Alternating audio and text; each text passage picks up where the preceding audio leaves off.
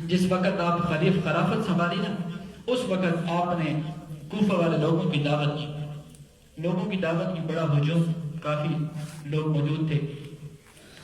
آپ بزرگی کی طرف جا رہے تھے، عمر کے کافی لمحے بیت چکے تھے۔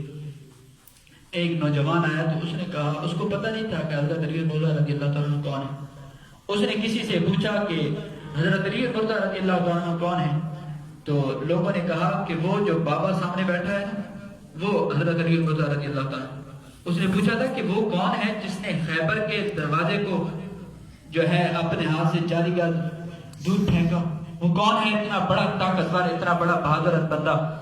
تو کسی نے جب کہا نا کہ وہ بزرگ سامنے جو تشریف فرما ہے نا، وہ حضرت علی مرزا رضی اللہ تعالیٰ، وہ نوجوان آپ کے پاس آ جاتا ہے۔ وہاں آ کر دیکھا نا تو حضرت علی مرزا رضی اللہ تعالیٰ اخروٹ پکڑے ہوئے ہیں، اور اخروٹ کو کبھی دائیں طرف دانتوں کے نیچے دیتے ہیں، کبھی بائیں طرف، کبھی ہاتھ سے زور لگاتے ہیں، اخروٹ نہیں ٹوٹتا۔ وہ ذہن میں تو خیال کرنے لگا کہ کمال کی بات ہے، یہ بندہ تو خیبر کے دروازے کو اکھاڑ کر پھینک دیتا تھا، اور آج تو اس سے اخروٹ بھی نہیں توڑا جا رہا۔ چونکہ بات کرنے کی ہمت تو نہ تھی نا، وہ ابھی سوچ رہا تھا۔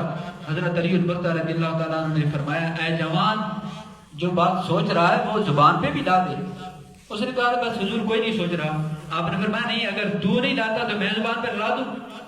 اس نے کہا نہیں لا دے۔ آپ نے فرمایا تو یہ سوچ رہا ہے کہ میں نے خیبر کے دروازے کو اکھاڑ کر دور پھینکا تھا، آج مجھ سے اخروٹ نہیں توڑا جا رہا۔ آپ جلال میں آ گئے، آپ نے اخروٹ کو سائڈ پہ رکھا۔ وہ جوان کہتا ہے کہ میں حیران ہو گیا کہ آپ کے چہرے کی بشاشیت، اور پھر وہی جوانی، پھر وہی جوش، وہی قدرت، وہی لب و لہجہ پھر جو ہے وہ نظر آنے لگا۔ اور آپ نے فرمایا اے جوان میری بات کو سن۔